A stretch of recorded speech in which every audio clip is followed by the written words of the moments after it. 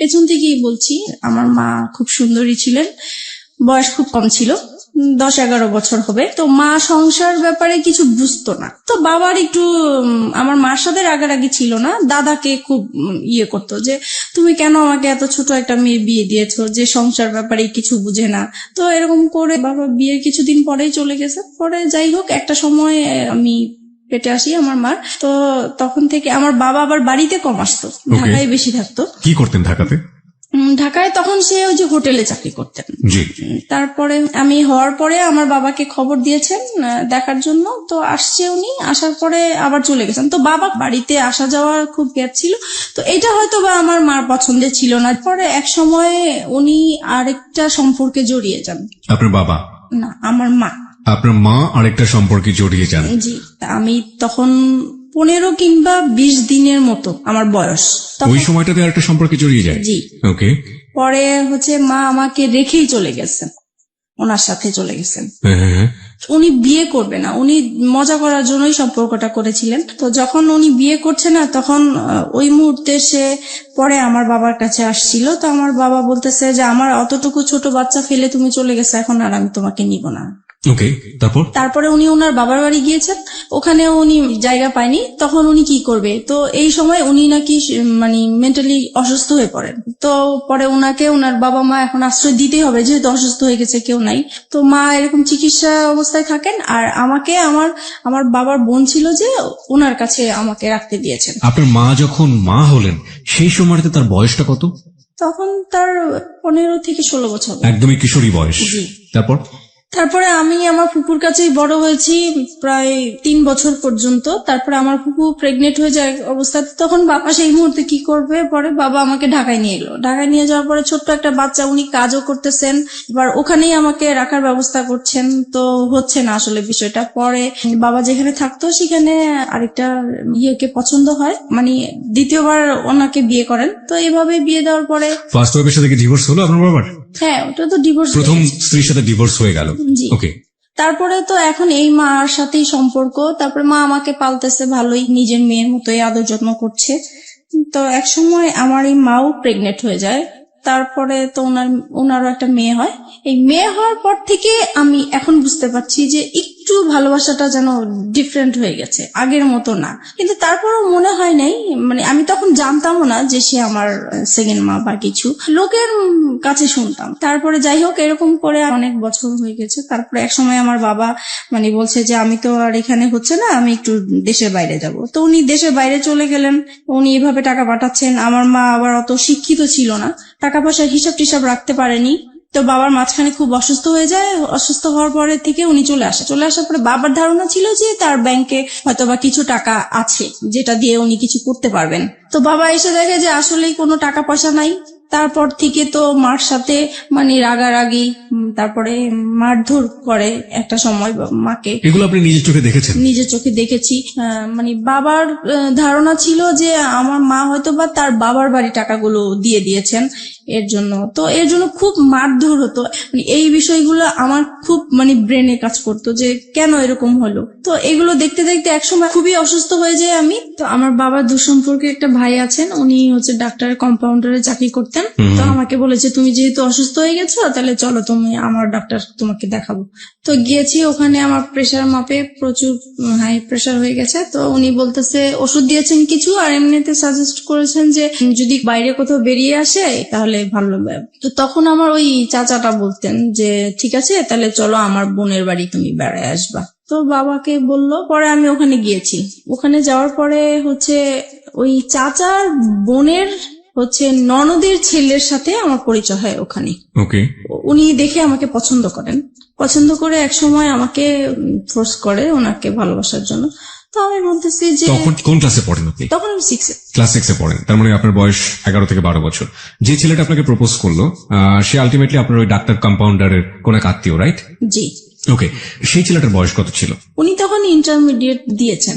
Fine. তারপর তারপর আমাকে বলতেছে যে তোমাকে আমার খুব পছন্দ হয়েছে, তোমার সাথে আমি ভালোবাসার সম্পর্ক করতে চাই। তখন আমি বলেছি যে আমি তো করব না। তো বলতেছে কেন, তুমি কেন রাজি না? তো আমার ফ্যামিলির যে ব্যাপারগুলো এগুলো নিয়ে তার সাথে ডিসকাস করলাম। তখন সে বলতেছে যে দেখো, আমি তোমাকে পছন্দ হয়েছে, তোমার কি আছে না আছে এগুলো আমার দরকার নাই, তোমার সাথে আমার বিয়ে হবে এটাই হচ্ছে বড় কথা, আর কারো দরকার নেই। তো তখন আমি বললাম যে ঠিক আছে, এটা নিয়ে আমি চিন্তা করব, তারপর আপনাকে জানাবো। তো বলতেছে তুমি তো চলেই যাবা, তাহলে তোমার সাথে আমার যোগাযোগ হবে কিভাবে? তখন পরে ওনার অ্যাড্রেসটা নিয়ে আসলাম আর আমার অ্যাড্রেসটা দিয়ে আসলাম। তারপরে হচ্ছে উনি অনেকদিন পরে আমাকে একটা চিঠি পাঠায়। তো চিঠি পাঠানোর পরে চিঠিটা পড়ে ভালোই লাগলো। পরে আমি এই চিঠিটা নিয়ে অনেক ভাবতে থাকলাম যে লোকটা তো আমাকে মনে হয় সত্যি সত্যি ভালোবাসে। আর যেহেতু আমার এই বাসায় থাকতে ইচ্ছা করে না, বাবা মার ঝগড়াঝাটি, এখন যদি আমি কোথাও চলে যাই এই সংসার থেকে, তাহলে হয়তোবা আমার এই অশান্তিটা হবে না, আমি ভালো থাকবো। ওই কথা চিন্তা করে পরে আমি রাজি হয়ে গেলাম। পরে আমি একটা চিঠি পাঠালাম যে হ্যাঁ আমি রাজি আছি। তো এরকম করে আমাদের প্রায় প্রতি সপ্তাহে 2টার মতো চিঠি আসতো, এরকম দেওয়া নেওয়া হতো। প্রায় 3-4 মাস পরে হঠাৎ আমি আবার পড়াশোনার পাশাপাশি হাতের কাজ শিখতে খুব পছন্দ করতাম। তো আমি বিভিন্ন জায়গায় হাতের কাজ শেখার জন্য যেতাম। তো একদিন আমার এলাকা দিয়ে আমি যাচ্ছি, হঠাৎ তাকে দেখে ফেলি। ওকে। সেও আমাকে দেখে ডাকছে। তো আমি অবাক হয়ে গেছি। কিছুক্ষণ আমি একদম চুপ ছিলাম যে যেই লোকটাকে আমি সেই চাঁদপুরে দেখে আসছি, সেই লোকটা হঠাৎ করে ঢাকায়, তাও আমার এলাকার মধ্যে কিভাবে আসলো? পরে উনি আমাকে দেখেই বলতেছে যে আমি না তোমার কাছে আসছি। তখন আমি অবাক হয়ে গেলাম যে এত দূর থেকে সে আমার কাছে আসছে। আমি চিঠি পাঠাতাম ঠিক আছে, কিন্তু উনি আসবে সেটা বলেও নাই আমাকে। তো যাই হোক, তখন ওই যে গুলশান পার্কটা ছিল, তো আমাকে সেখানে নিয়ে গেছে। যাই হোক গেলাম, যাওয়ার পরে কথা টথা বললাম। এখন বলতেছে যে আমি তোমাকে তো আমার খুব দেখতে ইচ্ছা করে মাঝে মাঝে, এখন কি করব? তো আমি বলতেছি দেখেন, আমার তো আসলে এরকম বাইরে বের হওয়ার অভ্যাস নেই, আর তাছাড়া আমার খুব ভয় লাগে যে কোথায় কেউ দেখে ফেলে কিনা, পরে বাবার কাছে বিচার যাবে, এটা আমার খুব খারাপ লাগবে। তো বলতেছে যে না, দেখবে না, তুমি ওইভাবেই আসবে। তো এরকম করে প্রায় 2-3 মাস পর পর আমাদের দেখা হতো। 2-3 মাস পর পর ও ঢাকাতে আসতো ওর বাড়ি থেকে আপনার সাথে দেখা করার জন্য? উদ্দেশ্যটা ছিল আমার সাথে দেখা করার, কিন্তু ওর রিলেটিভ থাকতো ঢাকা, ওখানে আসতো। তো তারপরে একটা সময় ওর রেজাল্ট ভালো হয়। আপনি ঢাকায় কোথায় থাকতেন সেই সময়টা? আমি ঢাকায় হচ্ছে মহাখালী থাকতাম। মহাখালী থাকতেন। হ্যাঁ, যেটা বলছিলেন যে ওর রেজাল্ট ভালো হয়নি, মানে ইন্টারের রেজাল্ট ভালো হলো নাকি অন্য কোনো পরীক্ষা? না, ইন্টারভিউ। ও এইচএসসি তে ভালো করলো না, কি ছিল রেজাল্ট? মানে ফেল করেছে সে। ওকে, ভালো না হওয়া বলতে মানে ফেল করেছে, তো ভয়াবহ খারাপ। ওকে, তো ফেল করেছে। পরে হচ্ছে তার বাবা খুব চাপ দিল। তো বলতেছে যে তুমি বাড়িতে সারাক্ষণ থেকেও যদি পড়াশোনা ভালো না করো, ওদের দোকান ছিল, তো বলতেছে দোকানেও বসবে, দেন পরীক্ষাটাও দিবে এবার। তো এখন তো ঢাকায় পার্মানেন্টলি চলে আসলো, তো আমাদের প্রায় এরকম দেখা হতো। পরে এই বিষয়টা নিয়ে আমি আমার বাবা মাকে জানাই। বাবা মাকে তো জানানো উচিত, মাকে জানাচ্ছি প্রথমে। পরে মা বলতেছে যে করো, যেটা তোমার ভালো মনে হয় সেটাই করো। আমি চাইবো না যে তুমি এমন কিছু করো যে আমাদের এলাকার মধ্যে একটা নাম আছে, আমি চাই না সেইটা আমাদের খারাপ কিছু আসুক। আপনার মা এটা আপনাকে বললো? জি। ওকে, আপনি মাকে কি বলেছিলেন? বলেছিলাম ও আমাকে পছন্দ করে, আমিও ওকে পছন্দ করি। দুজনই আপনারা দুজনকে পছন্দ করেন। তারপর আমাদের সম্পর্কটা কন্টিনিউ হতে থাকে। তারপরে একটা সময় আমার বাবা খুব ঝগড়াঝাটি করে, আর ওই একই বিষয়কে কেন্দ্র একই করে? বিষয় নিয়ে। সেই দিন একদম খুবই খারাপ পর্যায়ে। তখন স্বাভাবিক ভাবেই সন্তানরা মার সাপোর্টই নিয়ে থাকে, তো আমিও মার সাপোর্টে কথা বলতাম। তো এই কথা বলাতে বাবা মানে আমার উপরে খুব বিরক্ত হতো। পরে একটা সময় বলে উঠলো যে তুমি কার জন্য কথা বলছো, তুমি জানো এটা যে তোমার মানা? আমি এতদিন মানুষের কাছে শুনে আসছি, বাবা মার মুখ থেকে কখনোই শুনিনি। তার মানে আপনি আগে জানতেন না যে আপনার আসল মাইনি না? না, আমি জানতাম, আমি অন্যের মুখ থেকে শুনেছি, কিন্তু তাদের মুখ থেকে কখনো শুনিনি। বাবার মুখ থেকে শুনতে অসম্ভব রকমের খারাপ লাগলো, তাই তো? জি। ওকে, তখন থেকে আমার মানে কথাটা মানে খুব কানে লাগছে যে আসলেই কি এরকম? আমি তো এতদিন মানুষের কাছে শুনেছি, তাহলে তো সত্যি এরকম, তাহলে তো আমার সেই মার সাথে দেখা করা উচিত। তারপরে হচ্ছে আমি সবসময় ভাবতে থাকি যে কিভাবে দেখা করব। তো এক সময় আমাদের একটা নেবার ছিল, উনি এক সময় আমাদের গ্রামের বাড়ির ছিলেন। তো আমারও খুব উৎসাহ হলো যে তাহলে তো ওনার মাধ্যমে দেখা সম্ভব। তো বলছে যদি আপনি দেখা করাই দিতে পারেন আমার খুব ভালো হইতো। তো বলছে তোমার মা তো সবসময় তোমার জন্য কান্নাকাটি করে, তাহলে আমি এবার বাড়ি যেয়ে বলবো তাকে। তারপরে উনি আপনার মার সম্পর্কে একটু জানি, ততদিনে কি বিয়ে হয়েছে আপনার মার? হ্যাঁ, যখন অসুস্থ হয়ে যায় তখন তার ভাইরা ওই লোকটাকে ধরে তারপরে মানে তার সাথে জোর করে বিয়ে দিয়ে দেয়। জি, ওকে, বিয়ে করে দেয়। তারপরে ওই সম্পর্কে আছেন উনি। এখন এক্সিস্টিং ওই সম্পর্কে আছেন। জি। ওকে, ফাইন। তারপর আপনি মার সঙ্গে দেখা করলেন, তারপর কি হলো? তারপরে আমার মা আসলেন, আসার পরে দেখা করলাম, দেখা করার পর উনি প্রথমে দেখে কান্নাকাটি করলো, যেটা স্বাভাবিক। তো আমার না মার জন্য কোনো ফিলিংস আসে নাই, আমার বিশ্বাসই হচ্ছে না যে এ আমার মা, এই ভদ্র মহিলাটা মা। আম্মা। তারপরে হচ্ছে মানে কেমন জানি লাগতেছে আমার কাছে, খুবই অপরিচিত। আমার মা ডাকতেও ইচ্ছা করছে না, কিছুই না। তারপরে উনি আমাকে লাস্টে বললো, শুধু এটাই বললো যে তোমাকে আমি আমার ইচ্ছে করে ফেলে আসি নাই, আমার কিছু সমস্যা ছিল এই কারণে ফেলে আসছি। আমি তাকে কোশ্চেন করেছিলাম। আপনার মাকে আপনি কোশ্চেন করলেন প্রথম দেখাতে, তুমি আমাকে কেন ফেলে এসেছিলে? কেন ফেলে তখন আপনার মা এই উত্তরটা দিয়েছে। হ্যাঁ, তখন বলেছে আমি বাধ্য হয়েছিলাম। তো যাই হোক, উনি ওনার মতো বললো, কিন্তু তারপরও আমার মার জন্য আমার কোনো ফিলিংস কাজ করলো না। তারপরে উনি লাস্ট যে কথাটা বলেছেন যে তুমি একবার শুধু আমাকে মা ডাকো। তো আমি অনেক চেষ্টা করেছি কিন্তু পারিনি, ডাকার জন্য পারিনি, কারণ আমি তো তাকে কখনো দেখিই নেই, কিভাবে তাকে মা ডাকবো? হুট করে তো আর মা ডাকা যায় না। তারপরে হোক ডাকি নাই, তো আমি বলছি যে আপনার সাথে যদি আমার যোগাযোগ থাকে তাহলে আমি একসময় হয়তো বা আমার মুখ থেকে শুনতে পাবেন, কিন্তু এখন আমি বলতে পারবো না। তারপরে আমি বাসায় চলে আসি। বাসায় আসার পরে আমি ওই যার মাধ্যমে আমার মাকে পরিচয় হয়েছে, তো উনাকে বলে দিছি যে আমি যে আমার এই মার সাথে দেখা করেছি এটা আমার এই মার কাছে বলবেন না, ইভেন কি আমার বাবার সাথেও বলবেন না। তো উনি বলছে ঠিক আছে, তুমি জানাতে না চাইলে বলবো না। তো আমিও জানাই না এই বিষয়টা, এইভাবেই আছে। তো আর কখনোই মনে হয় নাই যে আমার মার সাথে আমি দ্বিতীয়বার দেখা করি বা কথা বলি, এরকম কখনোই আমার ফিলিংস আসে নাই। তারপরে একটা সময় বাবার এরকম আরো বেশি জ্বালাচ্ছে, অশান্তি করছে। তারপরে চিন্তা করলাম যে বিয়ে করে ফেলি, তাহলে চলে গেলে আর বাবা মার এই ঝগড়াঝাটি দেখতে হবে না। তখন আপনার বয়স কত? তখন 14-15 হবে। ওই ছেলেটার সাথে এই চিন্তা ভাবনা করছেন? জি। এবং পরিবার থেকে এই ধরনের অশান্তি থেকে বের হয়ে যাওয়ার বের জন্য হওয়ার জন্য এই ধরনের প্ল্যান। জি। ওই ছেলেটাকে কি মনে প্রাণে তখন ওই ছেলেটার প্রতি এক ধরনের এফেক্টেড হয়ে যাওয়া, একদম অদ্ভুত রকমের ভালো লাগা, ওকে দেখলে না দেখলে ভালো লাগে না, একেবারে মজে আছেন ওর প্রেমে, এরকম একটা ব্যাপার কি ছিল? এইরকম কিছু ছিল, কিন্তু আমার বেশি কাজ করতে হলো যে এখান থেকে আমাকে বের হতে হবে। ওকে, সেটা যে কোনো ভাবেই হোক না কেন। যে কোনো ভাবেই হোক। কেন বেরোতে হবে? কারণ এখানে যে মা বাবা ঝগড়াঝাটি করছে, এগুলো আমি যত দেখছি ততই আমি অসুস্থ হয়ে পড়ছি। যে আপনি চেষ্টা করছিলেন যে কোনো ভাবেই হোক না কেন আপনার এই পরিবার, যে পরিবারে আপনি বড় হয়েছেন, সেই পরিবার থেকে যে কোনো ভাবে বের হয়ে যাওয়ার। তারপরে আমি ওকে বললাম বিয়ের কথা।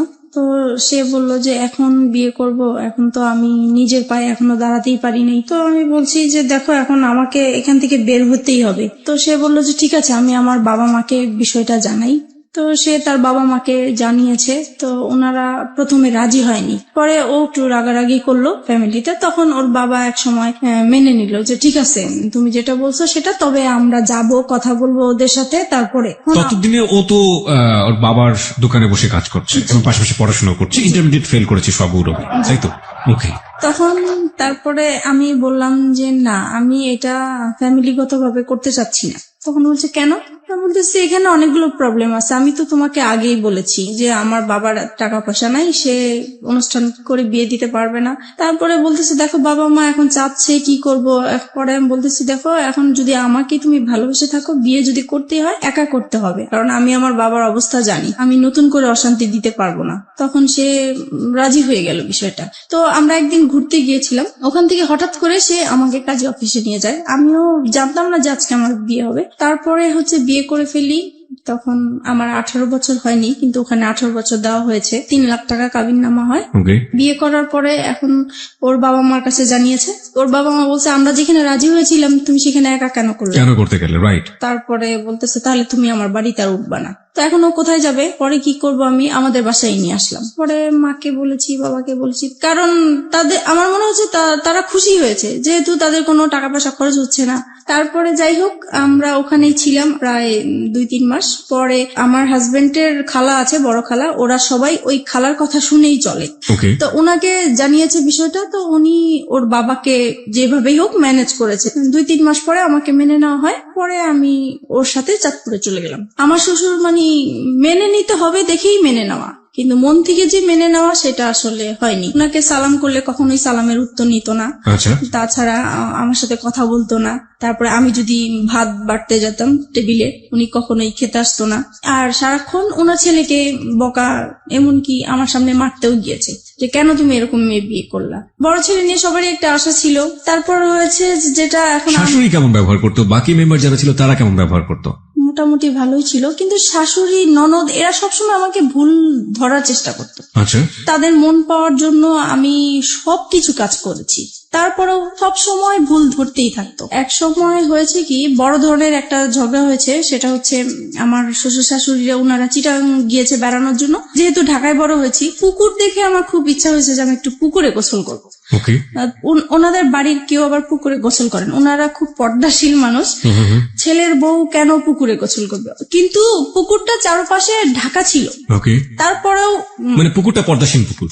জি, তারপরে ওখানে আমি গোসল করেছি। আমার দেবরটা হচ্ছে কি, মানে আমার সাথে এরকম আচরণ করতে মনে হয় যে আমার ভাসুর, সে আমাকে পরিচালনা করবে।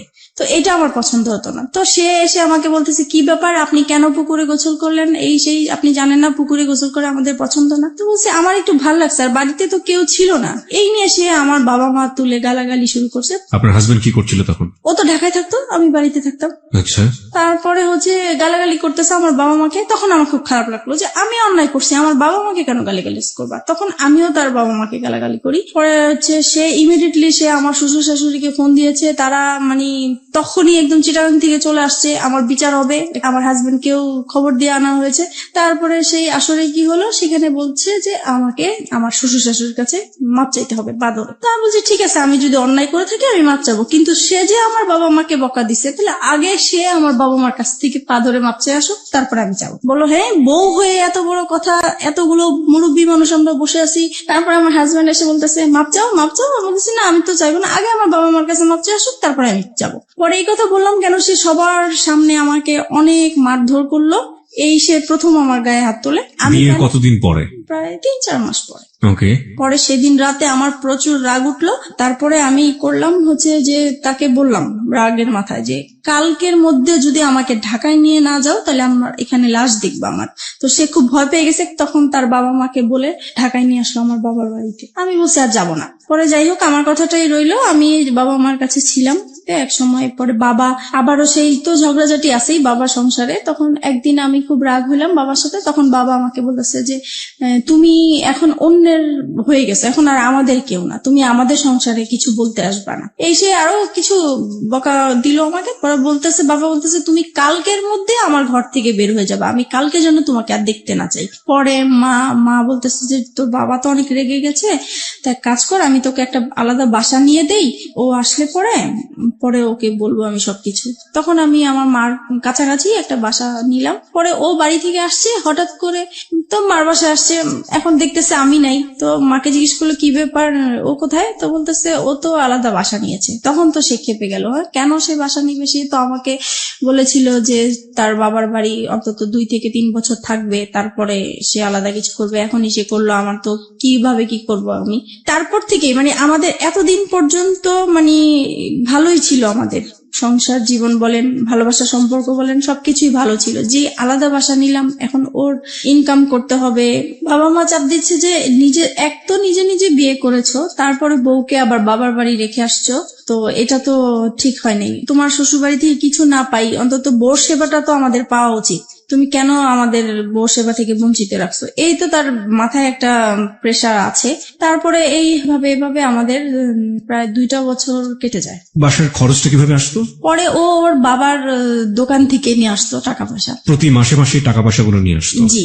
ওকে, এবং এটার জন্য পারিবারিক ভাবে ওকে বিভিন্ন রকমের হ্যাসেল পোহাতে জি হতো? জি। তারপরে আমার বেবি পেটে আসে। তো একটা সময় বুঝতে পারলাম যে আমার বেবি হওয়ার পর থেকে আমার হাজবেন্ডের অ্যাটিটিউড একটু আলাদা হয়ে যাচ্ছে, কি রকম যেন হয়ে যাচ্ছে, খিটখিটে মেজাজ হয়ে যাচ্ছে। তার সব কাজ নিখুঁত হতে হবে এরকম। কি রকম রান্না করলাম, রান্না ভালো হলো না, এটাতে লবণ বেশি হলো, হলুদ বেশি হলো, ভাত কেন নরম হলো, এইরকম মানে সামান্য বিষয় নিয়ে মানে ঝগড়াঝাটি হতো আমাদের। মেয়েকে কেন টাইম মতো খাওয়ালাম না। তারপরে একটা সময় যখন এগুলো নিয়ে বাড়তে থাকলো তখন তার আবেগের কথাগুলো আসলো, হ্যাঁ তোমাকে বিয়ে করে আমি কিছুই পাই নাই, আমি অনেক কিছু পেতাম, তোমার যেটা আরো সুন্দর মেয়ে বিয়ে করতে পারতাম, আরো ভালো ফ্যামিলির মেয়ে বিয়ে করতে পারতাম। মানে এইভাবে সে আজে বাজে কথা বলতেই থাকে। বলতেছে আজ পর্যন্ত তো আমার বাবা মাকে তোমরা কোনোদিন ইনভাইট করতে পারো নাই। তখন আমি বলতাম যে এগুলো তো আমি আগে থেকেই তোমাকে বলে ক্লিয়ার করছি। বলেছে তখন তো আমি অন্ধ ছিলাম, আমি এসব বুঝতে পারি নাই, আমার মনে হচ্ছে তুমি আমাকে ব্ল্যাক ম্যাজিক করেছো হয়তোবা। ওই সময়টাতে? জি, ওকে। এরকম কিছু করে আমাকে ফাঁদে ফেলানোর চেষ্টা করেছো, যেহেতু দেখেছো তোমাকে কেউ নিবে না। এভাবেই কাটতে থাকলো সময়। আর সে তখন তো কোনো কাজ করতো না, সারাক্ষণ বাসায় থাকতো। এই জিনিসটা আমার কাছে খুব খারাপ লাগতো যে মানুষের হাজবেন্ডরা কাজ করে, এক সময় বাইরে আসে, বাইরে থেকে বাসায় আসে, আলাদা একটা ফিলিংস কাজ করে। তখন অবশ্য আমি আমার যখন বেবি হবে তখন থেকেই তো আমি বাবা মার কাছেই আছি। পরে এক সময় এটা নিয়ে বাবা মা আমার উপরে রাগ করে যে তুমি এতদিন আমাদের ঝগড়া দেখে তোমরা এরকম করছো, এখন তোমরাও ঝগড়া করতেছো। তখন কি করবো আর। পরে একদিন বাবা প্রচুর ঝগড়া করে মার সাথে। তখন আমি বলতেছি কি যে তুমি এরকম ঝগড়া করো না, তোমার জামাই পাশের রুমে থাকে, খারাপ বলে ঝগড়া করো না, যদি ঝগড়া করতে হয় তাহলে এই বাড়িতে আর আসবে না, তুমি অন্য কোথাও চলে যাও। তো বাবার মাইন্ডে খুব লাগছে যে মেয়ে হয়ে আমাকে এই কথাটা বললো। পরে বাবা আমাদেরকে ছেড়ে চলে গেছে, তো ও আলাদা বাসা নিবে এখন। পরে এমন আলাদা বাসা নিবা তো তুমি কি করবা, তুমি কোত্থেকে কি চালাবা। তখন বলতেছে যে আমি একটা দোকানপাট নিব, এখন বাবার থেকে আলাদা হয়ে আসছি, দোকানপাট নিব। তো ঠিক আছে চলো। পরে আমরা আমার মেয়ে হওয়ার পরে আলাদা বাসা নিব। সংসারে অশান্তির উপর অশান্তি। তারপরে আমার শ্বশুর শাশুড়ি বলে যে তুমি এখনো সময় আছে, ওকে ছেড়ে দাও, এখনো তোমাকে আমরা ভালো জায়গায় বিয়ে দিতে পারবো, এই সেই এগুলো আছে। আর তাছাড়া ও সবসময় কি অন্য মেয়েদের প্রতি একটা আকৃষ্টিত থাকতো, যে কোনো সুন্দর মেয়ে থাকলে বলতো, আমার সামনেই বলতো যে ওর সাথে যদি আমি একদিন করতে পারতাম আমার সার্থক হতো। পরে ঝগড়া হলে মাঝে মাঝে বলতো যে আমাকে অনেকেই বিয়ের প্রস্তাব দিয়েছে, প্রেমের প্রস্তাব দিয়েছে, আমি তাদেরকে বিয়ে করিনি, আমি অনেক বড় ভুল করেছি, এই সে এগুলো বলতো। এগুলো আমার খুব খারাপ লাগতো, এগুলো নিয়ে আমাদের সংসারে খুব অশান্তি হতো। বিশেষ করে ও বাসায় থাকতো, এই জিনিসটা আমি একদমই পছন্দ করতাম না। ও কোনো কিছু করতো না। পরে এক সময় কি হয়, নতুন একটা মার্কেটে দোকান নিয়েছে, ওইটা মার্কেটটা ভালো করে স্টার্ট হয় নাই, তাই দোকানও ভালো চলে না, তো দোকানটা ছেড়ে দিল শেষ পর্যন্ত। তারপরে যেটা হয়েছে, এক এক করে ও যেটাই হাত দেয় সেটাই লস হয়। এইভাবে ওর বাইরের যেই অশান্তি হলে সেটা ঘরের মধ্যে নিয়ে আসবে। তারপরে সে শেয়ার বাজারে ঢুকলো। তারপরে শেয়ার বাজারও তো খুব অবস্থা খারাপ ছিল, সেটা নিয়ে বাসায় খুব ঝগড়াঝাটি হতো, তার মন খারাপ হতো। যদি বাসায় কিছু লাগতো বলতাম, তখনই সে খেপে যেত। তারপরে বলতো যে তোকে বিয়ে করে আমার ভাগ্যটা খারাপ হয়ে গেছে, আগে তো এরকম খারাপ ছিল না। একটা জিনিস যেটা আমি বুঝতে পারছি মিতা, সেটা হচ্ছে যে ভেরি ক্রিটিক্যাল মোমেন্ট যাচ্ছে আপনাদের সংসারে। জি। অভাব-অনটন রয়েছে, জি। মনোমালিন্য আসছে, জি। কিছুদিন পর পরই ঝগড়াঝাটি হচ্ছে, জি। এবং বয়স দুজনের কমই আছে, গাইডেন্স করার মতো কেউ নেই ওখানে, জি। এবং একের পর এক ভুলের জন্ম হচ্ছে, তাই তো? ওকে, তারপরে যেটা হচ্ছে আর আরেকটা জিনিস, ওর আর আমার ঝগড়াঝাটি হলে মারামারি হয়, ঠিক আছে, ও আমাকে বকে, আমি ওকে বকি, কিন্তু আমার কথা হলো যে আমরা ঝগড়াঝাটি করবো সেটা আমাদের ভিতরেই থাকবে। ও কি করে, সাথে সাথে ওর বাবা মাকে ফোন দিয়ে দিবে যে এরকম এরকম হচ্ছে, ওর সাথে আর আমার হচ্ছে না, তোমরা কি করবা, এসে করো, এই আর কি। এটা নিয়ে অশান্তি থাকে। তারপরে আমি যদি কম্প্রোমাইজের জায়গাতে আছি, লাইক একটা যেটা হচ্ছে যে এক হাতে তো কখনো তালি বাজে না। তালি আপনি একটু বাজে। আগেই বললেন যে জি। আপনিও ঝগড়া করতেন, ও করতো, হ্যাঁ। দুজনে মিলে ঝগড়া হতো। জি। কিন্তু কথা হচ্ছে যে যদি কম্প্রোমাইজের জায়গাতে আসি, যে সফট হওয়া, আগে থেকে একটু কম্প্রোমাইজ করে নেয়া, পরিস্থিতিটাকে শান্ত করা, সে কাজটা সবচেয়ে বেশি কে করতো? কেউই করতাম না, মানে আপনি হয়ে যেত? হয়ে যেত। আমি কথা না বলার চেষ্টাই করতাম, কিন্তু ও এসে আমার রাগ ভাঙাতো। তার মানে ওই আপনাকে রাগ ভাঙানোর চেষ্টা করতো? জি। এটা নিঃসন্দেহে তার একটা ভালো গুণ। জি। কারণ রাগ করাটা খুব সহজ, কিন্তু রাগ ভাঙানো কিন্তু খুবই খুবই কঠিন একটা ব্যাপার, এবং সেটা নিজেকে স্যাক্রিফাইস করে এই চেষ্টাটা যারা করে, আমি মনে হয় যে এটা একটা স্পেশাল গুণ তাদের। ওকে, তারপরে আমি কথায় কথায় ওকে বলতাম যে তুমি আমাকে ডিভোর্স দাও। ও ডিভোর্স দিতে চাইতো না, তো সেই জন্য ওর বাবা আমাকে বলছে, তখন বলছে যে ঠিক আছে তুমি আরেকটা বেবি নাও, তাহলে 2টা বেবি হয়ে গেলে ও ব্যস্ত থাকবে, তখন আর কোথাও যাওয়ার কথাও বলবে না। তো সেই হিসাবে আমাদের আরেকটা বেবি হয়। আমার ইচ্ছা ছিল না বেবিটা নেওয়ার, ওর ইচ্ছাতেই বেবিটা নেওয়া হলো।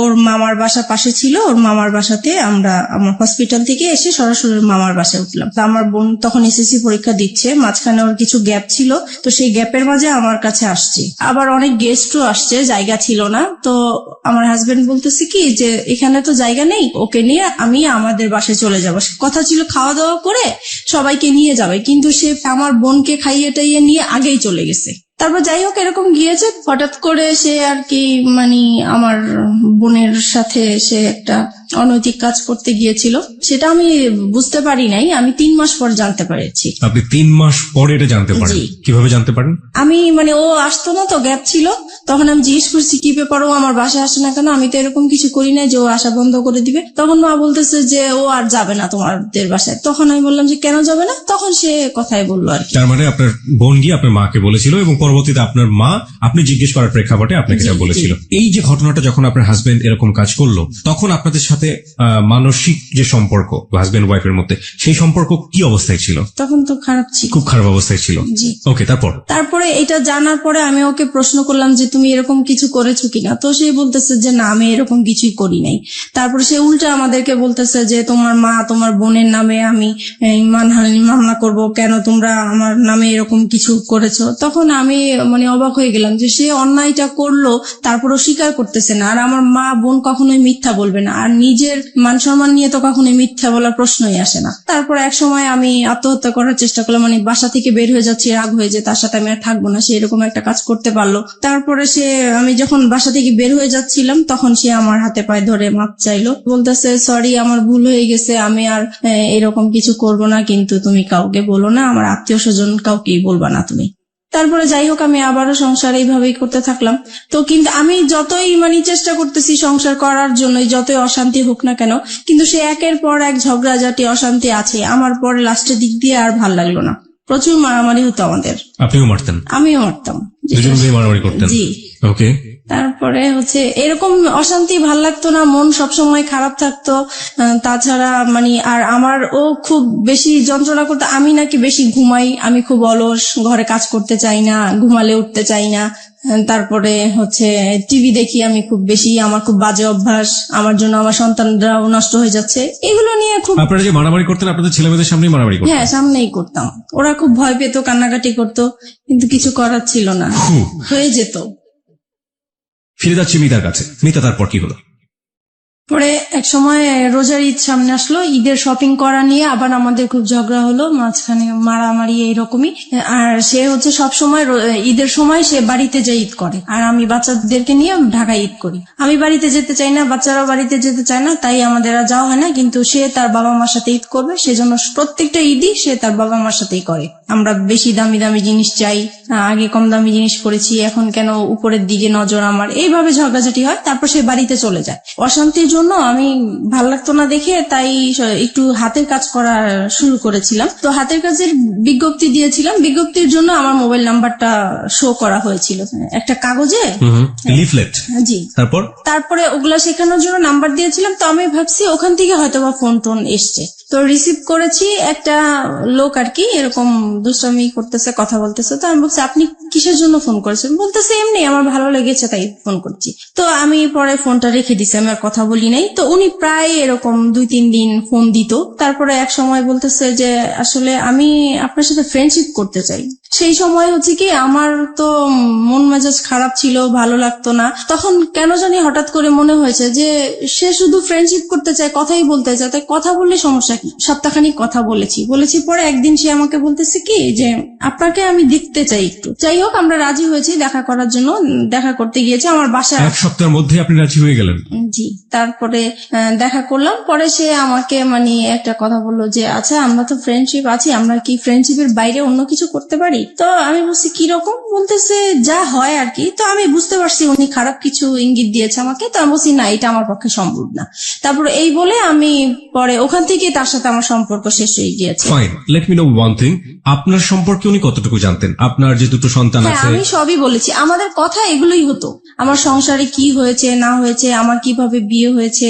আপনি সবকিছুই 1 সপ্তাহের মধ্যে তাকে শেয়ার করে দিয়েছেন? জি। মানে আমার তো কখনোই ফ্রেন্ড ছিল না, তাই প্রথম তাকে পেয়েছি, ফ্রেন্ডশিপ যেহেতু করে ফেলেছি সেজন্য আমি আমার কথাগুলো বলেছি, মানে একটু হালকা হওয়ার জন্য বলতে চেয়েছিলাম। Okay fine. এবং এটা জানার পরে সে আপনাকে ফার্স্ট দেখা হতে সে আপনাকে ধরনের একটা অফার করলো? জি। তারপরে আমার কাছে খুব খারাপ লাগলো বিষয়টা যে আমি তাকে তো সবকিছু আমি তাকে বলেছি, সে কেন আমাকে এই ধরনের প্রস্তাব দিবে। পরে আমি আর তার সাথে কথা বলি নাই। পরে সে ফোন দিত আমাকে, প্রায় আমি রিসিভ করতাম না। পরে অনেক ডিস্টার্ব করতো দেখে পরে একদিন রিসিভ করে বলতেছে আপনি আমাকে আর ফোন দিবেন না, আপনার সাথে আমি আর কথা বলতে চাই না। তো যাই হোক এখানেই স্টপ হয়ে গেল। এটা তার খুব মাইন্ডে লাগলো যে আমি তাকে এইভাবে ইগনোর করলাম। তারপরে সে আমার নাম্বারটাই তার ফ্রেন্ডকে দিল, আমি এটা জানতাম না যে তার ফ্রেন্ড। প্রায় 1-2 মাস পরে আমাকে আবার একটা রং নাম্বার থেকে ফোন আসছে। তো এবার ভাবছি যে আর কোনো ফোন ধরবো না, কারণ রং নাম্বারে আসলে সবাই ভালো থাকে না। পরে ওই নাম্বারটা থেকে প্রায় ফোন টোন আসে, তারপরে এত ফোন আসে, নিশ্চয়ই আমার কোনো কাস্টমার হতে পারে বা কিছু, ধরি। তো সেই একই রকম কথাবার্তা বলতেছে, ওনার পরিচয় দিল। তারপরে আমি কথা বলতে শুরু করলাম। পরে বললো যে আসলে আপনি কি চান, আমি ওনাকে জিজ্ঞেস করলাম। তো উনি বলতেছে আসলে আপনার সাথে আমি ফ্রেন্ডশিপ করতে চাই। আমি বলছি যে না, আমি কারোর সাথে ফ্রেন্ডশিপ করবো না, আপনি ভুল জায়গায় ফোন দিয়েছেন। প্রায় 3 মাস পরে উনি আবার ফোন দিয়েছে। তো সেই সময় তো আর আমার নাম্বারটা মনে ছিল না, আমি বুঝতেও পারি নাই যে উনি ফোন দিয়েছেন। তারপরে উনি বলতেছে দেখেন আসলে আমি আপনার কাছে কিছুই চাই না, আমিও নিজে খুব মানসিক অবস্থা খুব খারাপ, তাই আমি চাই আপনার সাথে একটু ফ্রেন্ডশিপ করার জন্য। তো আমি আবারও আমার মনটা জানি কেমন হয়ে গেলাম। তো আমি ভাবলাম ঠিক আছে, দেখি, সবাই তো আর খারাপ হতে পারে না, কথা বলে দেখি। তো এইভাবে ওনার সাথে কথা বলতে বলতে প্রায় 1 সপ্তাহ হয়ে গেছে কথা বলছি। 1 সপ্তাহ পরে ও আবার বাড়ি থেকে চলে আসছে পরে আমি মোবাইলটা অফ করে রাখছি, যে জানি এখন যদি ফোন আসে আমি রিসিভ করলে সমস্যা হবে। তো আমি 2 দিন আমার ফোনটা অফ ছিল। পরে এক সময় ও কাজের জন্য বাইরে যায়, পরে আমি ফোনটা খুলি, খোলার পরে সেই ফোনটা আবার আসে। পরে আমাকে বলতেছে দেখেন আপনি 2 দিন ফোনটা অফ করে রেখেছেন, আমার আসলে খুবই খারাপ লাগতেছে, আমি আপনার প্রেমে পড়ে গেছি, মানে এরকম করে বলতেছে। তো আমার কাছে কেমন জানি বিষয়টা লাগলো। তো আমি আর কিছু বলি নাই, আমি ভাবছি কি হয়তো বা দুষ্টামি করে বলে, অনেকে তো দুষ্টামি করে বলে, সেই রকম হয়তো বা বলে। তারপরে যাই হোক, রাতে আবার ফোন দিয়েছে উনি, এখন তো আপনাকে আমার খুবই দেখতে ইচ্ছা করতেছে, আমার খুবই খারাপ লাগতেছে। তখন আমি বললাম যে দেখেন আমি তো দেখতে সুন্দর না, আর আমাকে দেখলেও আপনার পছন্দ হবে না, আপনি যেহেতু ভার্সিটিতে পড়েন, আপনি খুবই স্মার্ট, আমি আপনার পাশে একদম মানানসই হবো না, রাস্তায় দেখলে মানুষ হাসবে, মানে আমি এরকম করে বলতেছি যেন সে মানে আমার দেখার ইচ্ছাটা না জাগে। ওনার নামটা কি ছিল? ওনার নাম রাসেল ছিল। Russell, okay fine. তারপরে হচ্ছে এখন বলতেছে দেখা করব। তো আমি ভাবলাম যে দেখা করব তো, আর আমার এই বিজনেসের কারণে আমার কাঁচামাল আনার জন্য মার্কেটে যেতে হয়। তো আমি বলতেছি তো ঠিক আছে, আমার তো শুক্রবারে শপিং এ যাব আমি, তখন হয়তোবা সেই ইয়েতে আপনি যদি মার্কেট আসেন তাহলে আমি ওখানে দেখা করতে পারবো। তো উনি রাজি হয়ে গেল। নির্দিষ্ট জায়গা বললাম, ওখানে উনি গাড়ি নিয়ে দাঁড়িয়েছিল আমার জন্য। তারপর ওনাকে দেখে মানে আমি খুব অবাক হয়ে গেলাম যে অনেক সুন্দর লোকটা। উনি আমাকে দেখে হাসতেছে মিটমিট করে। তো আমি জিজ্ঞেস করলাম আপনি কেন হাসতেছেন? বলতেছেন আপনি তো ফোনে অনেক কিছুই বলছেন, আপনি তো অনেক সুন্দর। তো যাই হোক, এভাবে কথা বলতে বলতে পরে উনি বললো আর কি যে ওনার একটা সম্পর্ক একসাথেই পড়াশোনা করতে একটা মেয়ের সাথে, ওনার সাথে সম্পর্ক নষ্ট হয়ে গিয়েছে, তাই ওনার তারপরে উনি ব্যবসা করতো, যে ওনার ব্যবসায় লস খেয়েছে, সবকিছু মিলিয়ে ওনার খুব অশান্তি, মন ভালো না, তাই সেজন্য একটা ফ্রেন্ড চায়। তো আমার সাথে এই জন্য ফ্রেন্ডশিপ করেছে। প্রত্যেক শুক্রবারই আমরা দেখা করতাম ওনার সাথে। তখন আপনি হাজবেন্ডের সাথে থাকতেন? জি। আপনার হাজবেন্ড এগুলো জানতো? কেউই জানতো না। কন্টিনিউয়াসলি আপনি গোপন করে যাচ্ছেন বিষয়গুলো। আপনার হাজবেন্ড কখনো আপনার মোবাইল চেক করতো? না, কখনোই চেক করতো। আচ্ছা, আপনি যে কথাগুলো বলতেন সেই সময়টা থেকে আপনার সন্তানরা আপনার পাশে থাকতো? না, কারণ ওরা তখন, আমার বড় বেবি তখন স্কুলে পড়তো, আর ছোটটা তো একদমই ছোট ছিল। তারপরে আপনি নীরবে নিভৃতে একা তার সাথে কথা বলতেন। জি। প্রিয় শ্রোতা, গ্রাফটা একটু আবিষ্কার করার চেষ্টা করছি, এবং এটা এমন একটি ঘটনা যেটা সমাজে একেবারেই ঘটে না তা না, হ্যাঁ, এবং একেবারে যে হরহামেশা ঘটে তাও না, ঠিক আছে, বাট সন্দেহের জায়গাগুলো একটু পরিষ্কার করার জন্য আসলে প্রশ্নগুলো করে। আপনার হাজবেন্ড আপনাকে সন্দেহ করতে, আপনি যেটা বলছেন, টুকটাক সন্দেহ করার জায়গাটা থেকে আপনি কখনো আপনার হাজবেন্ডকে সন্দেহ করতেন? না, আমি কখনোই করতাম না। কেন করতেন না? কারণ আমি জানি সে এই টাইপের মেয়ে মানুষ, দেখলে সে তাকিয়ে থাকে, সে যাবে, সে মানে এরকম আছে, এর জন্য আমার সন্দেহ হতো না। বা আপনি কনফার্ম ছিলেন যে সেসব কাজ করে? সে মেয়ে মানুষের প্রতি একটু উইক আছে। একটা জিনিস একটু বলেন আমাকে, প্রতি শুক্রবার তার সাথে আপনি দেখা করতেন, কোথায় দেখা করতেন? এটাও যে আমি মার্কেটে যেতাম, আমি আমার কাজে যেতাম, পাশে উনি থাকতো, এই আর কি। ওনার সাথে একসাথে মিলে শপিং করতেন? জি। How dare you! আপনার হাজবেন্ডের সামনে যদি পড়ে যেতেন কখনো? একবার এরকম হয়েছে, তো উনি খুব সন্দেহ করতো যে প্রায় শুক্রবারে কেন মার্কেটে যায়, আগে তো এত তাড়াতাড়ি মার্কেটে যেত না। আর একটা ঘটনা কি, মানে আমি মার্কেটে যাব, এই সময় আমার বিজনেসটাও খুব ভালো চলছিল, সেই উসিলা দিয়ে আমি মার্কেটেও যেতে পারছি। তো এক শুক্রবারে সে আমাকে হঠাৎ করেই ফোন দিয়েছে, ফোন দিয়ে বলতেছে তুমি কোথায়? তো আমি বলতেছি আমি বলে আসছি, কিন্তু আমি মার্কেটে আসছি, কিন্তু মার্কেটে থাকাকালীনই সে আমাকে ফোন দিচ্ছে যে তুমি কোথায়? বলতেছি আমি তো মার্কেটে। বলতেছে মার্কেটে তো কোথায়, কোন মার্কেটে? কারণ নিউ মার্কেটে অনেকগুলো মার্কেট আছে। তো আমি পরে বলতেছি কেন, আমি এখানে। তো বলতেছে আমি তো আসছি। তো আমি তো পুরা ভয় পেয়ে গেছি যে কি ব্যাপার, সে কেন আসছে। আসলে সে সন্দেহ করেই আসছে। তো তাড়াহুড়া করে ওকে বলে দিছি তুমি এখন যাও, আমার হাজবেন্ড চলে আসছে, এখন কিছু করার নাই। তো ও মন খারাপ করে চলে গেছে। পরে আমি তো আমার শপিং করতেছি, তো ও আর বুঝতে পারে নাই, এভাবেই Okay. হয়েছে। ওকে ফাইন, আমি একটু বলি ওই সময়টা পর্যন্ত কতদিন যাবত রাসেলের সাথে আপনার সম্পর্ক? ওই সময়টা ওই শুক্রবার পর্যন্ত ওই শুক্রবার পর্যন্ত 1-1.5 মাস তো হবেই। 1-1.5 মাস। জি। এই 1-1.5 মাস আপনি কন্টিনিউয়াসলি আপনার হাজবেন্ডের কাছ থেকে এই জিনিসটা গোপন করে যাচ্ছেন। বাই হার্ট আপনি এটা মনে করেন ইললিগাল রিলেশনশিপ, রাইট? অবৈধ কিনা সেটা তো বুঝতে পারতাম না, শুধু এটা বুঝতাম যে এটা করাটা ঠিক হচ্ছে না। কিন্তু সেই মুহূর্তে আমার ভালো লাগতো, তার সাথে কথা বলতে ভালো লাগতো, তার সাথে দেখা করতে ভালো লাগতো। সেই ভালো লাগার কারণেই আমি তার সাথে কথা বলেছি, দেখা করেছি। এবং এই ভালো লাগা প্রতিনিয়তই বাড়ছে। জি। আপনার কখনো মনে হতো না যে আপনি আপনার হাজবেন্ডের প্রতি অন্যায় করছেন ওই সময়টা? না, তখন আমার মনে হতো না, কারণ ও তো সংসারে সবসময় মানে ঝগড়াঝাটি করতো, ওর উপর থেকে আমার মন নষ্ট হয়ে গিয়েছে। এই মানুষটাকে তো আপনি ভালোবেসেছিলেন একটা সময়। ভালোবেসেছিলাম, ওই যে আমার বোনের যে কাজটা করেছিল সেখান থেকে ওর প্রতি আমার একটু অনীহা চলে কিন্তু সে আসছে। ঘটনা, আমি বলছি না যে এটা একটা অপরাধ না, অবশ্যই এটা একটা গূঢ় অপরাধ, কিন্তু সেটার জন্য সে আপনার কাছে ক্ষমা চেয়েছে। কিন্তু আমি ক্ষমা করে দেওয়া দরকার ছিল, সেজন্য ক্ষমা করেছি, কিন্তু মন থেকে আসলে ক্ষমা করিনি। আপনি এই মানুষের সাথে রাগ করে আপনি এইভাবে এই কাজগুলো করছেন, ব্যাপারটা কি আসলে এটাই ছিল, নাকি আলটিমেটলি আপনার জায়গা থেকে আপনি কাউকে ফিল করতেন যে আমার এরকম একজন মানুষ দরকার যে মানুষের সাথে আমি শেয়ার করতে যেটা পারি? হয়েছে, ওর প্রতি তো একটা রাগ অভিমান ছিলই আমার, হ্যাঁ। সেটা তো ছিলই, কিন্তু মানে আমার যে ভালোবাসা, যে একটা চাহিদা ছিল কারোর সাথে ভালোভাবে সম্পর্ক হবে, ওই চাহিদা থেকেই যখন আমি পেয়ে গেছি, ওনার কাছ থেকে ভালো ভালো কথা পাচ্ছি, আমার হাজবেন্ডের সাথে ওর সাথে আমি অনেকটা মিলানোর চেষ্টা করতাম যে তার কাছে আমি কি গ্যাপ পেয়েছি বা তার কাছে আমি কি পাচ্ছি, তখন মনে হচ্ছে যে ওই বেটার আমার। আপনি দেখুন, আপনার সন্তান আছে তখন দুটো, রাইট? জি। আপনার বিজনেস আছে, যে বিজনেসটা আপনি শুরু করেছেন, তার মানে অনেক পরিকল্পনা আপনার মাথায়, অনেক স্বপ্ন আপনার মাথায়। আপনার হাজবেন্ড আছে এবং যে মানুষটাকে আপনি ভালোবেসেছেন একটা সময়, কিন্তু আপনার হাজবেন্ড আপনার সাথে খারাপ আচরণ করছে, সেটা আমরা দেখতে পাচ্ছি। তার বাইরেও তো আপনার দুটো জগৎ ছিল, একটা হচ্ছে আপনার সন্তান আর একটা হচ্ছে আপনার বিজনেস। না, এই দুটো business-টা- নিয়েও তো আপনি হ্যাপি থাকতে পারতেন। এই ইনফ্যাক্ট ব্যাপারে- আপনি যে ছেলেটার সাথে এই সম্পর্কটা তৈরি হচ্ছে, সেই ছেলেটাকেও যদি আপনি আপনার বন্ধুর জায়গাটাতে রাখেন, তাহলেও কখনো কি অনুভব করেছেন আপনার হাজবেন্ডের সাথে তার পরিচয় করে দেওয়া উচিত? এটাও কি কখনো ফিল করেছেন? এটা কখনো মানে মাঝে মাঝে মনে হয়েছে পরিচয় করা দিই, কিন্তু আমার হাজবেন্ড এটা মেনে নিত না। একটা হচ্ছে পারিবারিক সত্তা, যেখানে হাজবেন্ড আছে, সন্তান আছে এবং তার বিজনেস আছে, সে একটা না একটা দিক নিয়ে ব্যস্ত থাকতেই পারে। আরেকটা হচ্ছে মানবিক সত্তা, মনের জায়গাটা, লং টার্ম হাজবেন্ডের সাথে খারাপ রিলেশনশিপ, সেই জায়গাটায় একটা বিশাল রকমের ক্ষত তৈরি হয়েছে, এবং সেই ক্ষতর জায়গাটাতে সে কেউ একজন নক করেছে। সেটা হাজবেন্ড ওয়াইফ রিলেশনশিপের মতো না, কিন্তু একটু ভালো লাগা, একটু অন্যরকম, একটু বন্ধুত্ব, যেটা মন থেকে অবচেতন মনেই ওই ভালো লাগাটার দিকে ধীরে ধীরে ধীরে ধীরে এক ধরনের রাষ্ট্রে পৃষ্ঠে জড়িয়ে পড়ার দিকে জড়িয়ে যাচ্ছে। এই দুটো জিনিস আমরা যখন নর্মালি শুনি, আমরা কিন্তু এই সেকেন্ডটাকে কোনোভাবেই সাপোর্ট করতে পারি না, বাট ও সেকেন্ডটার মধ্যে এসেছে, this is the hardest reality. এটাকেও মেনে নিতে হবে, এটা আমাদের সামাজিক ঘটে, কিন্তু আমরা মানি না। কিন্তু কি কারণে ঘটে, সেই কারণটা কিন্তু আমরা আবিষ্কার করে ফেলেছি, এবং এইটা আসলে কতদূর পর্যন্ত গিয়েছে চলুন সামনের দিকে যাওয়া যাক। তারপরে যেটা হয়েছে, মানে এভাবেই তো ওর সাথে দেখা করছি, কথা বলছি, তারপরে হঠাৎ একবার খুব ঝগড়াঝাটি হয় আমাদের। বিষয়টা হয় হচ্ছে আমার ওই যে বোনের বিষয়টা নিয়ে।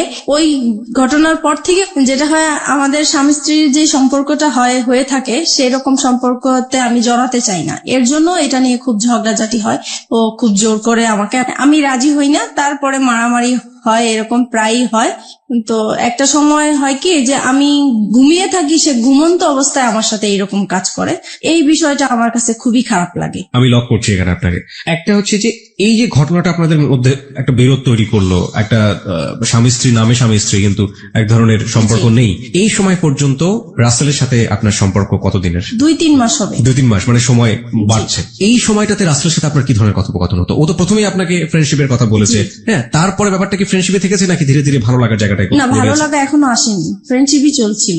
Okay fine. সে সময় বলতাম হচ্ছে আমাদের সংসারে যেগুলো হতো এগুলো বলতাম। মানে ঘরের নিজের উইক পয়েন্ট গুলো সবসময় তাকে বলতাম? জি জি। যেমন হাজবেন্ড আজকে এটা করেছে, আমি আজকে এটা করিনি, এরকম হয়েছে এরকম হয়েছে। হ্যাঁ, তারপরে আমার ভালো লাগার কথাগুলো বলতাম, বা আমি কি আশা করেছিলাম, কি রকম চেয়েছিলাম, এইগুলোই বলতাম। ওকে ওকে, আপনার উইক পয়েন্ট গুলো সবসময় একজন। আচ্ছা, এই যে কষ্টের কথাগুলো, পরিবারের কথাগুলো, একেবারে ঘরের মানুষের কথাগুলো, এগুলো শেয়ার করার মতো অন্য কেউ কি ছিল না? না, আমার কখনো তো কোনো ফ্রেন্ডশিপ ছিল না, সেটা তো আমি আগেও বলেছি। This is the great point, প্রিয় শ্রোতা। ওকে ফাইন, তারপর? তাছাড়া ফ্যামিলিকেও বলতে পারতাম না, কারণ যেহেতু একা বিয়ে করেছি, সেজন্য বলার কোনো সুযোগ ছিল না, স্কোপ ছিল না। তো তারপরে একদিন কি হয়েছে, আমাদের আবারও সেই রকম খুব মারামারি হয়েছে আমাদের সংসারের মাঝে। তখন আমি পরে, সেদিন বৃহস্পতিবার রাতে ছিল এরকম, তারপরে আমি তাকে ফোন দিয়েছিলাম শুক্রবারে। মারামারি হওয়ার পরের দিন ফোন দিয়েছে, দেখো ও আজকে আমাকে অনেক মেরেছে, এরকম আমার আর থাকতে ভাল লাগছে না। তখন সে আর কি আমার সুযোগ নিয়ে বলতেছে যে ঠিক আছে, তোমার যেহেতু থাকতে ভাল লাগে না, তুমি তো বিজনেস করোই, তাহলে তুমি চলে আসো, তুমি কেন থাকো, এত মারধর খেয়ে কেন থাকবে, তুমি তোমার বাবা মার কাছে চলে যাও। তখন বলছে আমার বাবা তো সেই কবেই চলে গেছে, বাবা কোথায় আছে খুঁজে পাচ্ছি না, আর মা আছে, মা তো নিজেই খুব কষ্ট করে থাকে, সেখানে আমি কিভাবে যাব। পরে বলতেছে দেখো তুমি 1 মাস মার কাছে কোনো রকম থাকো, তারপরে তুমি যে ব্যবসা করো, নিজে কিছু টাকা জুগিয়ে তুমি নিজেই চলতে পারবে।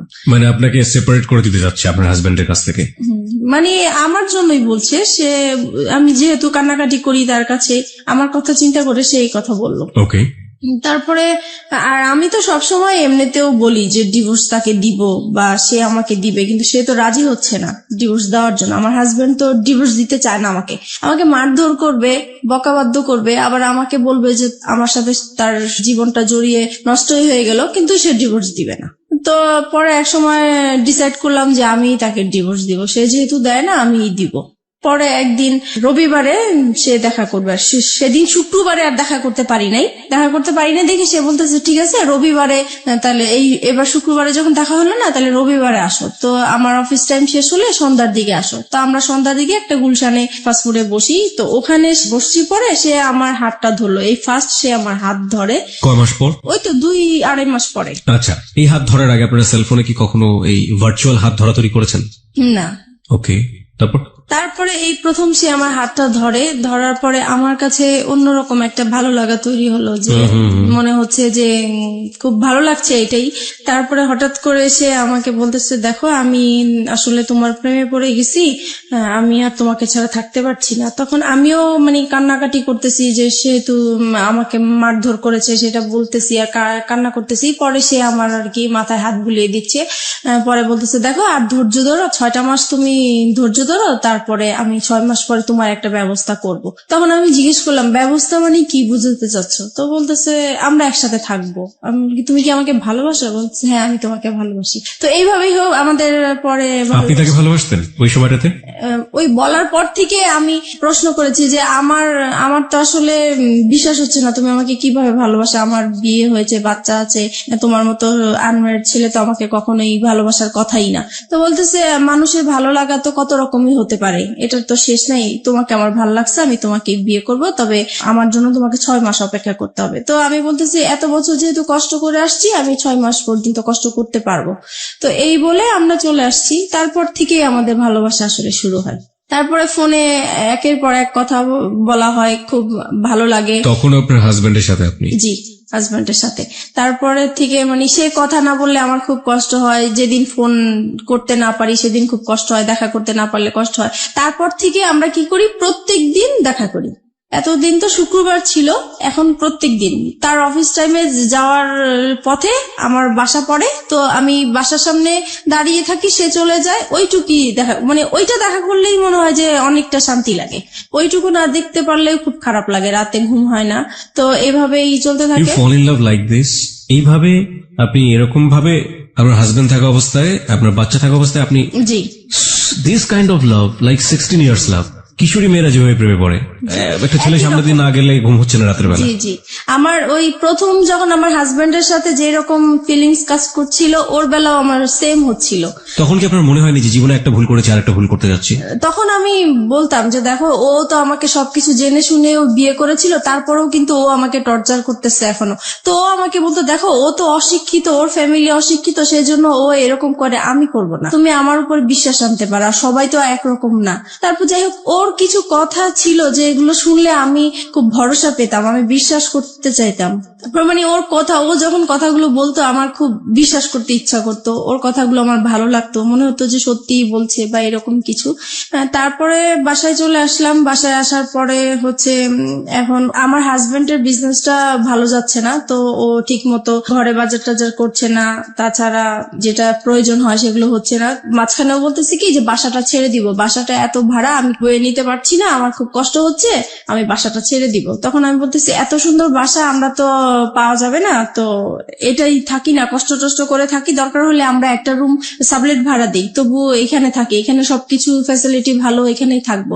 ওর কথা হলো না, এখান থেকে যাবো, যেতেই হবে, কারণ আমার খুবই সমস্যা। তো যাই হোক, আমার আর ওই জায়গাটা আমি ছাড়তে চাচ্ছিলাম না। কেন?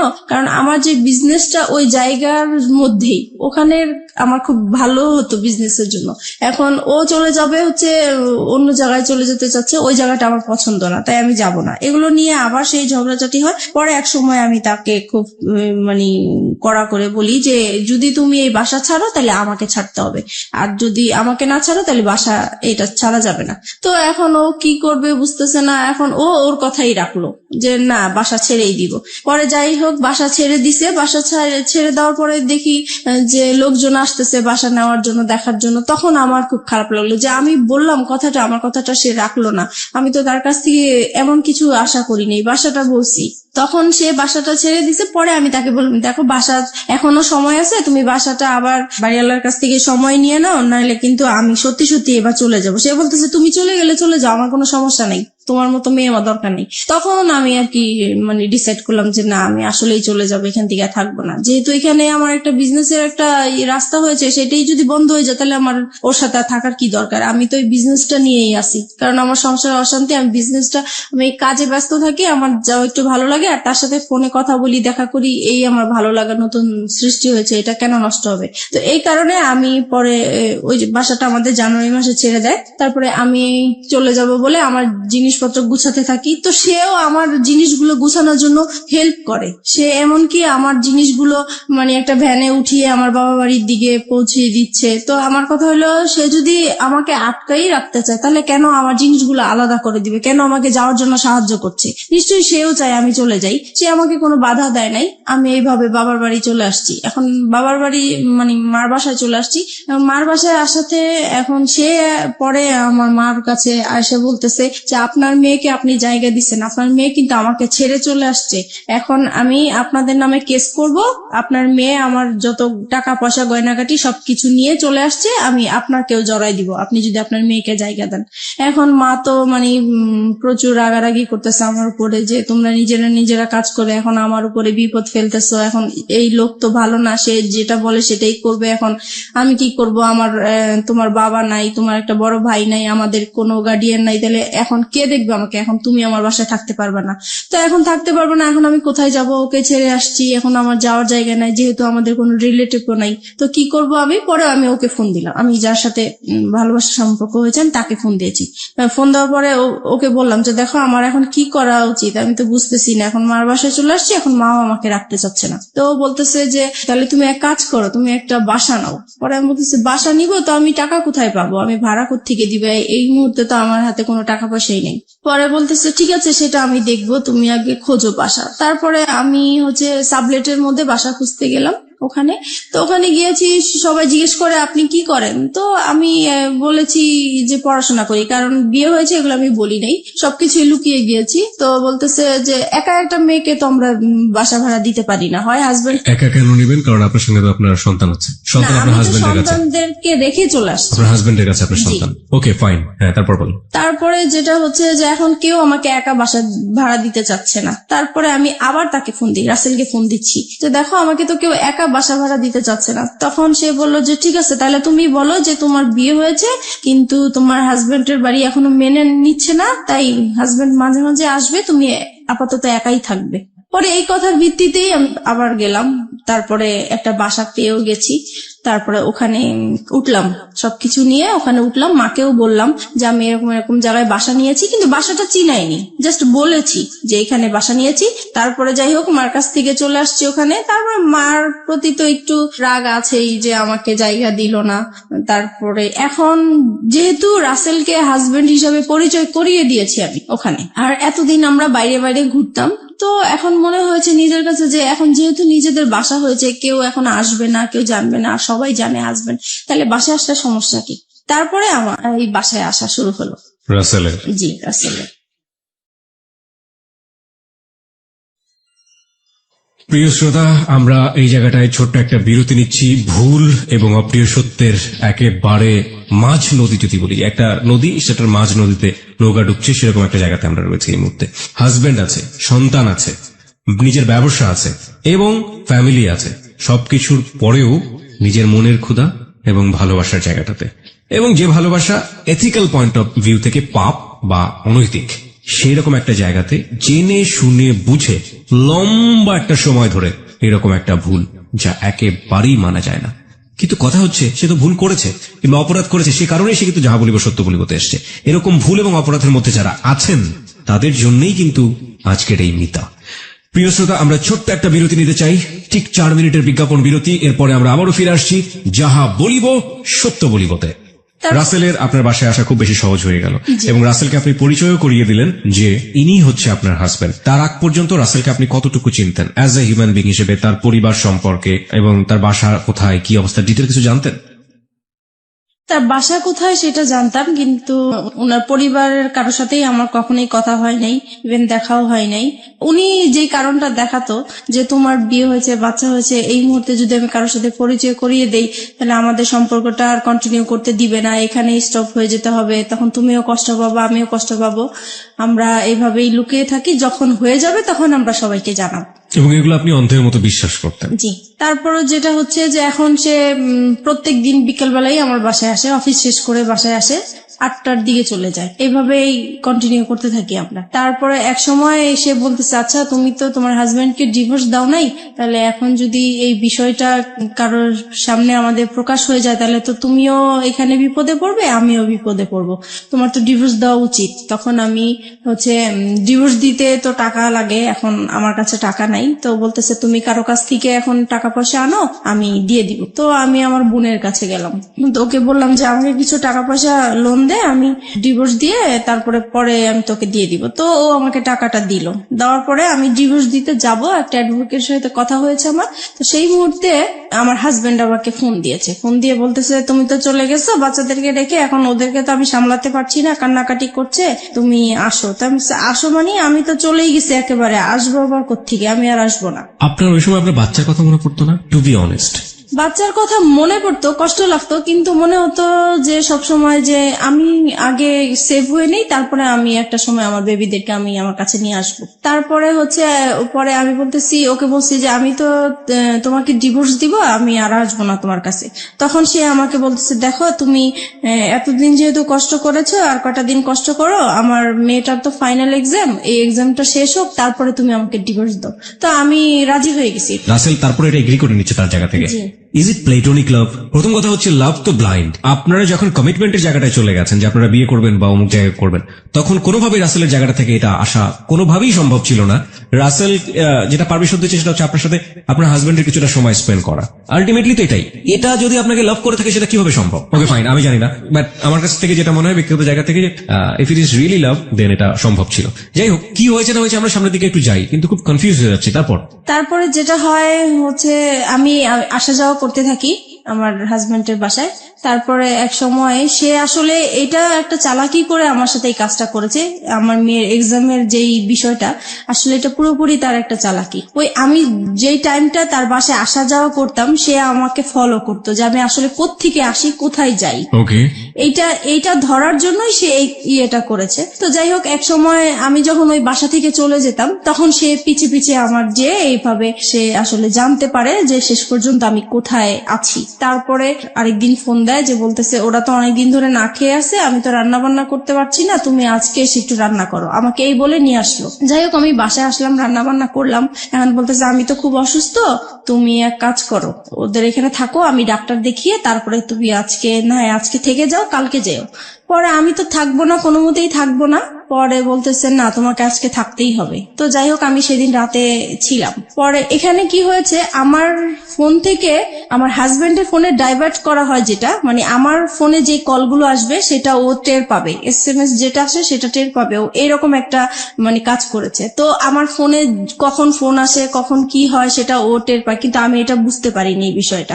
এইভাবে আসলে পরে রাসেলের নাম্বার জেনে গেছে, ও ট্র্যাকিং করেছে আপনাকে। জি। তো সেদিন রাতে আমাকে থাকতে বলেছে, তো তো সেই দিন হচ্ছে ও হসপিটাল থেকে আসছে, আসার পরে আমাকে বলতেছে যে আমার সাথে এখন তোমার ইয়ে করতে হবে, মানে ওকে, সে তার স্বামীর সম্পর্ক অধিকার চেয়েছে। হ্যাঁ। তারপরে আমি বলতেছি যে না, আপনার সাথে তো আমি এটা করব না, কারণ আপনি করে বলা শুরু করেছেন তখন? তখন আপনি করেই বলতাম।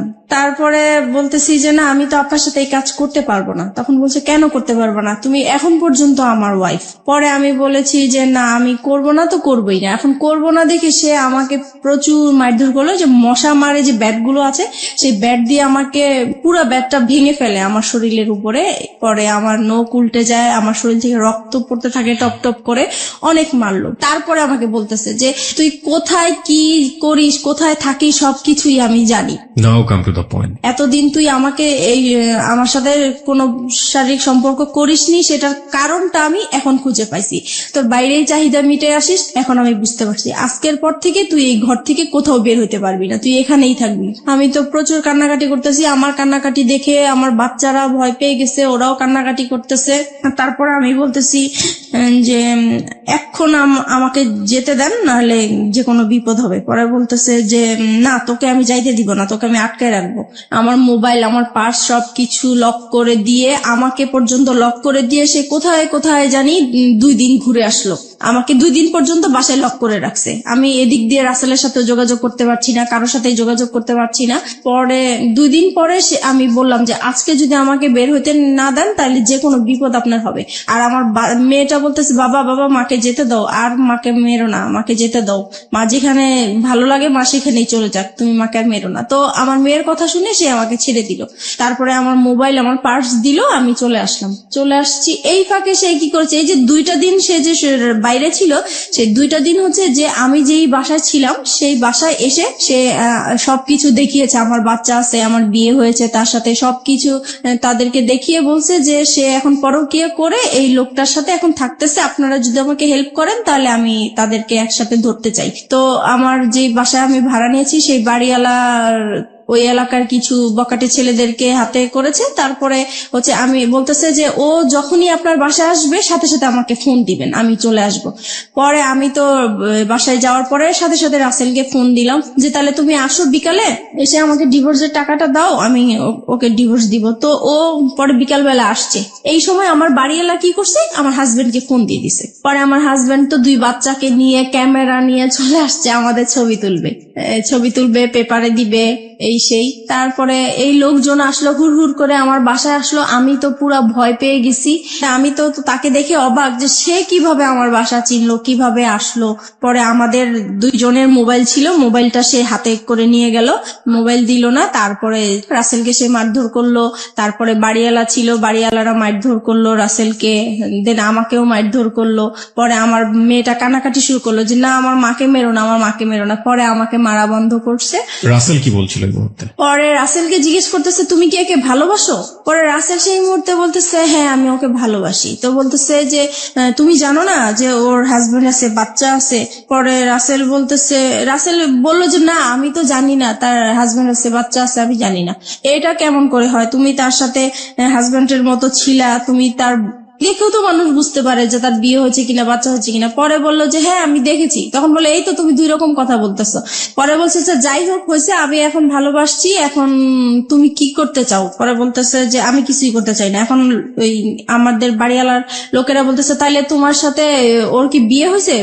এখন আমি বলতেছি হ্যাঁ আমাদের বিয়ে হয়েছে। কারণ কাদের বিয়ে হয়েছে? আপনার এবং রাসেলের। কারণ আমি এখান থেকে বাঁচার জন্য বলতে চেয়েছি।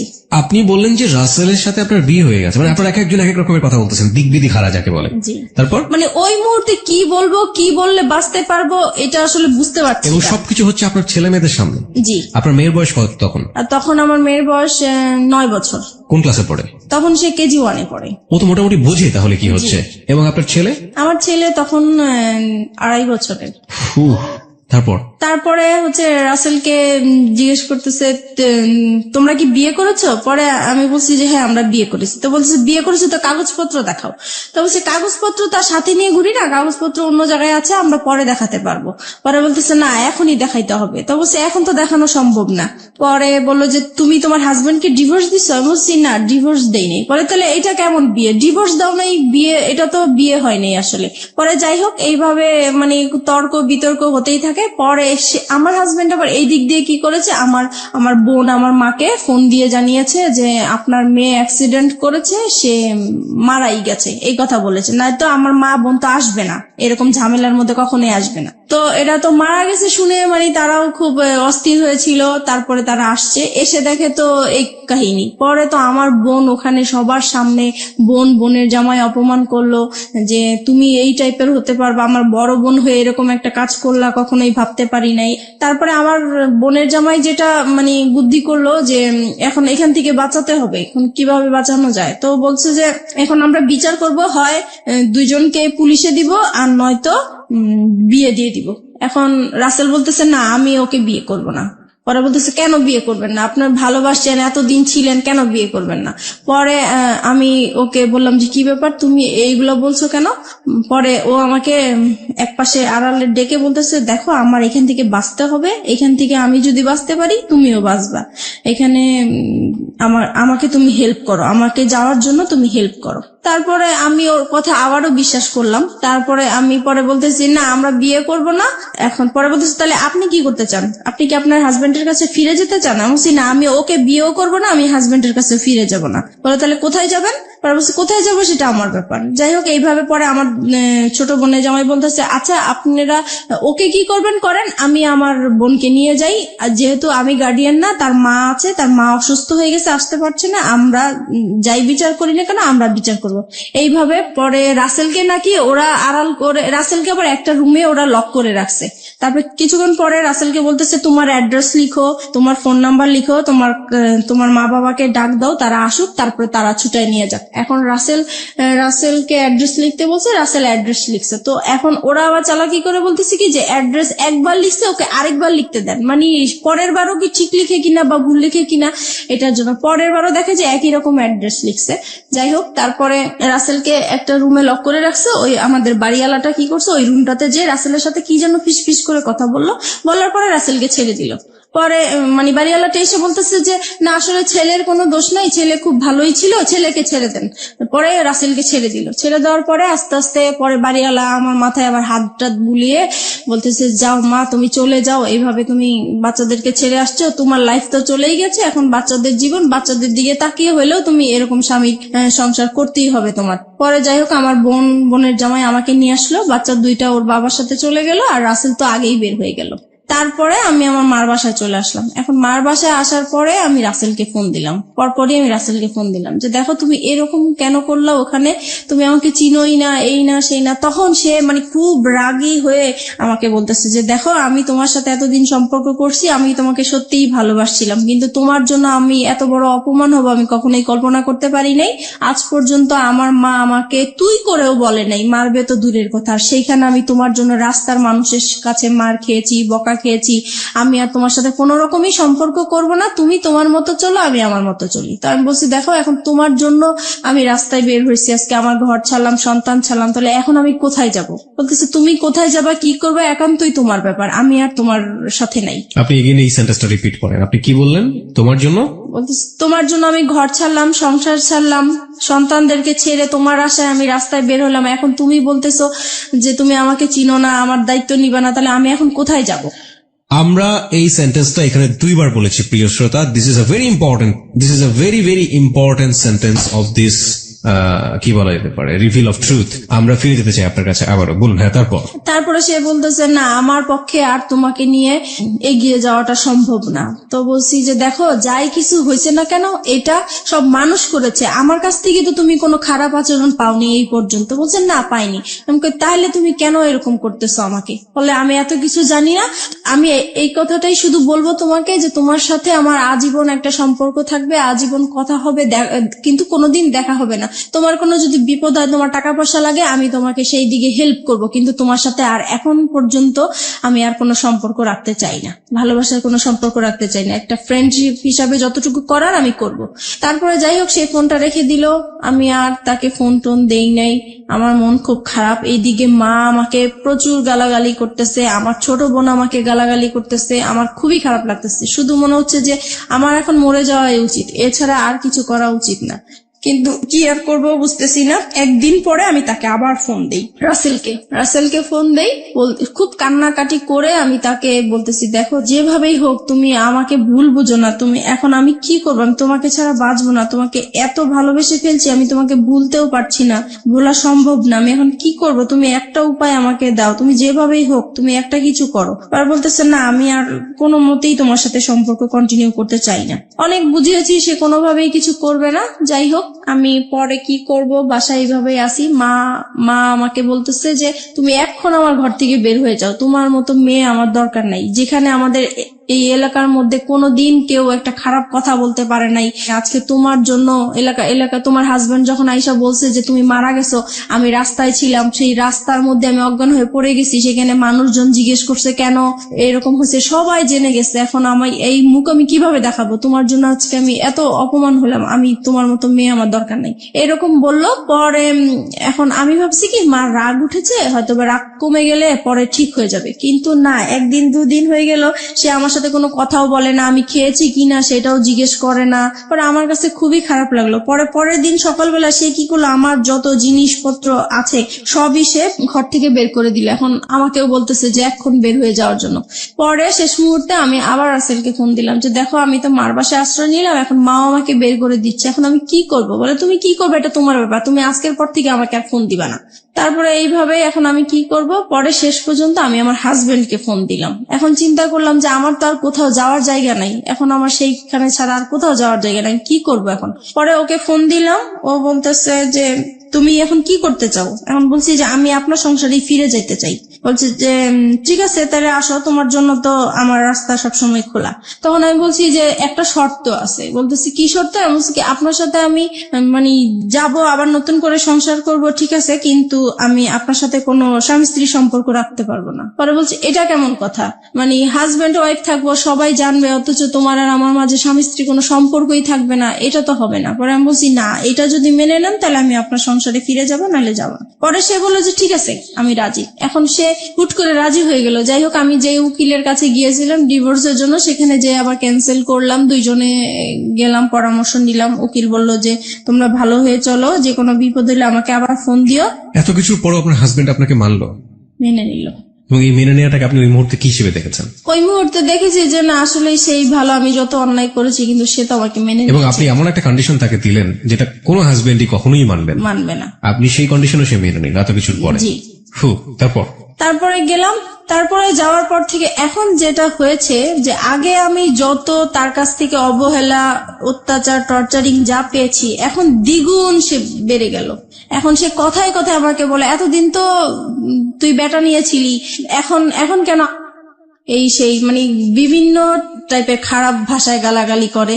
তারপরে খুব মারধর, আবারও সেই রকম মারধর। আমার মেয়েটা তখন তো বড় হয়ে গেছে, আমি আমার বাচ্চাদেরকে নিয়ে আলাদা ঘুমাই, সে আলাদা রুমে ঘুমায়। তো সেই মুহূর্তে আমার বাচ্চাদের সামনে এসে সে আমাকে খুব জোর জবরদস্ত করে, সে আমাকে খুব মারধর করে। আবারও সে আগের মতো মারামারি। রুম কয়টা ছিল আপনাদের? একটাই রুম? না, আমাদের রুম ছিল 4টা। বাসা যে বাসায় ভাড়া থাকতেন সে বাসায় 4টা রুম? আপনাদের পার্সোনাল রুম কয়টা টোটাল? আমাদের পার্সোনাল রুম তো একটাই, মানে ওই রুমের মধ্যেই বাচ্চা কাচ্চা এবং আপনারা থাকতেন? না, আমি আমার বাচ্চাদেরকে নিয়ে থাকতাম আর ও আলাদা রুমে থাকতো। তার মানে 2টো রুম ছিল আপনাদের? তাহলে এই যে এই কাজগুলো যখন হয় বা এরকম তখন বাচ্চা কাচ্চাদের সামনে মারধর কেন পড়বে, বা বাচ্চা কাচ্চাদের সামনেই কেন এই ডিমান্ড গুলো আসবে? সে মানে আমাকে বলতো তার রুমে যাওয়ার জন্য, আমি যেতাম না, তাই তখন আপনার রুমে চলে আসতো? আমার রুমে চলে আসতো। তারপরে যেটা হয়েছে মানে এরকম জোর করতো। একটা সময় আমার বাচ্চারা জাগনা থাকতো, তারপরেও সে জোর জবরদস্ত করতো। আমি তাকে এত বলতাম যে দেখেন আমার বাচ্চাগুলো আছে, ওরা তো বুঝতেছে, কেন আপনি ওদের সামনে এরকম করতেছেন। বলতেছে তুই তো খারাপ হয়ে গেছিস, তুই যে খারাপ এটা ওরা জানার দরকার আছে, ওদের বোঝার দরকার আছে, সেই জন্য এরকম করি। তারপরে থেকে কি হতো, আমি রাতে আর ঘুমাতাম না, আমি সারা রাত জেগে থাকতাম। আমার সারাক্ষণ ভয় করতো যে সে কখন আসে, কখন মারধর করে, তাই ঘুমাতাম না। এক সময় সে আমার বালিশ, আমার কাঁথা এগুলো নিয়ে যেত যেন আমি ঘুমাতে না পারতাম। সে মানে ফ্যান বন্ধ করে রাখতো, লাইট জ্বালায় রাখতো। আপনি এরকম ক্রেজি কেন হয়ে গেলেন? আপনি স্বামী হিসেবে তাকে মানছেন, স্বামীর অধিকার তাকে দিচ্ছেন না কেন? কারণ দিচ্ছি না, আমার শুধুই এটা মনে হচ্ছে যে তার জন্যই আমি আমার রাসেলকে হারালাম। সেই মুহূর্তে রাসেলকে মানে ভুলতে পারছি না, রাসেলের জন্য আমার খুব কষ্ট হচ্ছে। যেখানে প্রত্যেক দিন আমি রাসেলের সাথে দেখা হয়, একদিন দেখা না হলে আমার খুব কষ্ট হয়। সেই মুহূর্তে তার সাথে আমার কথা হচ্ছে না, দেখা হচ্ছে না, আর সে মানে রাসেল আমার সাথে এরকম বিহেভ করলো একমাত্র তার জন্যই, এটা মনে হয়েছিল আমার তখন সেই মুহূর্তে। চলুন আমরা ফিরে যাই মিতার কাছে। মিতা, যে জায়গাটিতে আমরা ছিলাম, আপনি বলছিলেন যে আপনার হাজবেন্ডের সাথে, তখনও তিনি আপনার হাজবেন্ড, যদিও আপনি মন থেকে মানতে পারেন না, আপনার কাছে ওনার স্বামীর অধিকার চাওয়াটাই স্বাভাবিক, সেটা আপনি দিতে পারতেন না। এবং সেখানে খুব সহজ সরল একটা কথা আপনি বলেছিলেন একটু আগে, যেটা অনেকেই স্বীকার করবেন না। The real hard truth is যে ওই ছেলেটা, যে ছেলেটার সাথে আপনার অ্যাডাল্টারি সম্পর্ক, অ্যাডাল্টারি মানে অনেকেই বুঝবেন বাংলাতে হয়তো পরকীয়া বলে এটাকে, ওই অ্যাডাল্টারি সম্পর্কের এক ধরনের লাভ বলতেছেন আপনি সেটাকে, এবং মনে হতো যে ওই ছেলেটাকে তো সরে যাওয়ার পেছনে এই আমার হাজবেন্ডই দায়ী। তারপর হচ্ছে এরকম জোরাজোরি করতে থাকে। একদিন আমি বলেছিলাম যে আসলে আমার মনটা তো খুব খারাপ, আমার শারীরিক অবস্থা খারাপ, মানসিক অবস্থা খারাপ, এর জন্য হচ্ছে না, আমি একটু সুস্থ হয়ে নেই। তো বলতেছে তো কি করা উচিত? তো আমি বলতেছি তাহলে আমার একটু ডাক্তারের কাছে যাওয়া উচিত, মানসিক ডাক্তারের কাছে যাওয়া উচিত। তো সে বললো ঠিক আছে তাহলে যাও তুমি। পরে আমি পিজি হসপিটালে যাই, ওখানে দেখাই একজন বিশেষজ্ঞকে। তারপরে সব কথাই ওনাকে বললাম, উনি আমাকে প্রেসক্রিপশন করে দিল, আমাকে নিতে বললো। আমি ওই হসপিটালে গিয়েছিলাম, তো ওখানে জ্যামের জন্য আমি কিছু সময় আর কি ব্যয় হয়েছে আমার, তো আসতে দেরি হচ্ছিল। আমাকে ফোনের উপরে ফোন করে যাচ্ছে, ফোনের উপর ফোন করে যাচ্ছে। তো আমি বলতেছি আমি তো জ্যামে পড়ে আছি, এজন্য আসতে দেরি হয়েছে। পরে যাই হোক বাসায় আসলাম, আসার পরে সে কি করলো, আমাকে টেনে নিয়ে অন্য একটা তার রুমে নিয়ে গেল, নিয়ে যে আমার মানে কাপড় চোপড় যা আছে সব খুলে আমাকে চেক করতে লাগলো। তো আমি বললাম কি ব্যাপার, আপনি এরকম করছেন কেন? বলতেছে তুই এত দেরি করলি কেন, নিশ্চয়ই তুই কারোর সাথে কিছু করে আসছিস, সেটাই আমি চেক করছি। তখন এইভাবে আর কি পরে আরো অশান্তি, সেই দিন আমাকে খুব মারধর করলো। পরে আমি চিন্তা করলাম যে না আমি আর থাকবো না, কিন্তু থাকবো না তো কোথায় যাব বুঝতেছি না। পরে সেদিন রাতে আবার সে কোথায় জানি ছিল, বাসায় আসা নেই। পরে সেদিন রাতে আমি আবার মনে হলো যে আমি একটু রাসেলকে ফোন দিই, একটু ট্রাই করে দেখি পরে আমার কাছে একটা ফোন ছিল, আমি লুকিয়ে রাখছিলাম ওইটা। আমার তো এমনিতে ফোন টোন সব নিয়ে গেছে, তারপরে যেটা ছিল সেটা আমি লুকিয়ে রাখছি, ওইটা বের করে আমার আলাদা একটা সিম ছিল, ওইটা দিয়ে আমি রাসেলকে ফোন দিয়েছি। পরে ফোন দেওয়ার পরে রাসেল কি করলো, মানে খুব কান্নাকাটি, মানে কান্না কান্না কণ্ঠে সে আমার সাথে কথা বললো, আর আমি তো কান্না করতেছি। পরে আমি বলতেছি যে কি ব্যাপার, কেমন আছো? তো সে বলতেছে যে আমি তো ভালো নাই, তোমাকে ছাড়া আমি কিভাবে ভালো থাকবো? তো এটা শুনে আমার আরো বেশি কান্না বলে, কারণ তার প্রতি এখনো আমার ভালোবাসা আছে। তো আমি বলছি কি ব্যাপার, তুমি এরকম কথা বলছো কেন? তোমার জন্যই তো আজকে আমি এখানে চলে আসছি, তুমি কেন এই ধরনের কথা বলতেছো? বলে যে আমি তো তখন বুঝতে পারি নাই, তুমি চলে গেলে আমার এতটা কষ্ট হবে, আমি আসলেই খুব কষ্টে আছি। তো বলছি দেখো আমিও তো কষ্টে আছি, আগে যেরকম যন্ত্রণা করতো তার চাইতে এখন আরো বেশি বেড়ে গেছে, তাই আমি থাকতে পারছি না। পরে বলতেছে তাহলে তুমি এক কাজ করো, তুমি আর একটা মাস থাকো, একটা মাস পরে আমি তোমাকে যে কোনো একটা কিছু করব। তো আমি বলছি দেখো আমার কাছে, আমি যদি একটা মাস থাকি তাহলে আমার এখানে লাশ বের হবে, আমি আর থাকবো না, ও যেভাবে আমাকে টর্চার করতেছে। পরে বলতেছে তাহলে তুমি কি করতে চাও? এখন আমি বলছি কি দেখো আমি ওকে আজকেই বের হয়ে যেতে চাই, বের হয়ে ওকে আমি একটা ডিভোর্স দিয়ে দিব সাথে সাথেই। তারপরে আমি কারো কাছে ধরো এক মাস, তুমি যেহেতু সময় নিতে চাচ্ছ, এক মাস আমি কোথাও আশ্রয় নিব, তারপরে তুমি যেটা করবো আমি সেটাই প্রস্তুত থাকবো। পরে বলতেছে যে ঠিক আছে তাহলে তুমি যেটাই করো ভেবে চিন্তে করো। পরে আমি কি করলাম, পরে আমি এখন বের হয়ে যাব। পরের দিন চিন্তা করছি, কাপড় চোপড় নিয়েছি, মানে পড়েছি। এখন সে আমার পার্টস আর মোবাইল তো আটকে রাখছে, আমি তো নাম্বার কারোর সাথে যোগাযোগ করবো বা কিছু সেই রকম কোনো ব্যবস্থা নাই। পরে আমি বলতেছি আমার পার্টস দেন, আমি একটু বাইরে যাব। সে বলে বাইরে কোথায়? আমি বাইরে আমার একটু কাজ আছে, আমি যাব। সে আমাকে যেতেই দিবে না। পরে এটা নিয়ে অনেক মারধর হইলো। তারপরে বিকাল দিকে বলতেছে কি যে আচ্ছা ঠিক আছে আপনার পার্টস আপনার মোবাইল আমি সবই দিব, কিন্তু এখানে হচ্ছে আমার কথা শুনতে হবে। আমি কি কালকে আমরা আমার মেয়েটা যখন বাইরে যেতে চাচ্ছে, তাহলে কালকে আমরা ঘুরতে যাই, তারপরে আপনি যা বলবেন তাই আমি শুনবো। তো বলছে ঠিক আছে তাহলে আমার মোবাইল আমার পার্টস আমার কাছে দিয়ে দিতে হবে। বলছে ঠিক আছে দিয়ে দিব। পরে আমি এই সেদিন শুক্রবার ছিল, শুক্রবারে ছিল স্কুল বন্ধ ছিল, তো সেই ফাঁকে আমরা ঘুরতে বের হয়েছি। আর আমার উদ্দেশ্য ছিল যে আমি কোন রকম ঘর থেকে বের হতে পারলেই হয়েছে, এই পরে আমি ওদের সাথে এর জন্য রাজি হয়েছি যাওয়ার জন্য। পরে আমি যখন বাইরে বের হলাম, বের হওয়ার পরে কিছু দূর আসার পরে আমি বলতেছি আপনারা আপনাদের মতো যান, আমি আমার মতো যাই। সে তো এই ক্ষেপে গেছে, কি ব্যাপার, মানে কি বলতে চাচ্ছ? আমি বলছি আমি আর আপনাদের সাথে যাব না। কোথায় যাবো? আমি আমার মতো যাব। কোথায় যাবো? আমি যেখানেই যাই, আমি আপনার সাথে আর যাবো না, আপনার সাথে থাকবো না। এই বলার পরে সে রাস্তা, তো তখন জুম্মাবার ছিল, শুক্রবার, সবাই নামাজ পড়ে আসতেছে। এই সময় আমাকে রাস্তার মধ্যে অনেক মারধর করলো। আর রাস্তার মানুষ নামাজ পড়তেছে, পড়ে যাচ্ছে, সবাইকে আমি মানে এত কান্নাকাটি করে বললাম যে আমাকে একটু হেল্প করার, কেউ আমার দিকে মানে সাহায্যের হাত বাড়িয়ে দিল না। সবাই শুধু বললো যে আপনারা স্বামী স্ত্রী ঝগড়া করছেন, বাসায় যে করেন, এটা বাহিরে নিয়ে আসেন না, মানুষ খারাপ বলছে। কিন্তু আমি যে বাসায় কতটা অত্যাচার হচ্ছি সেটা তো মানুষ বুঝতেছে না। আমি বলার চেষ্টা করতেছি, কেউ আমাকে মানে হেল্প করতে চাচ্ছে না। যাই হোক, তারপরে পরে আমি বললাম যে ঠিক আছে, আমি আসলে যাচ্ছি আমার অ্যাডভোকেটের কাছে, আমাকে যেতে দেন।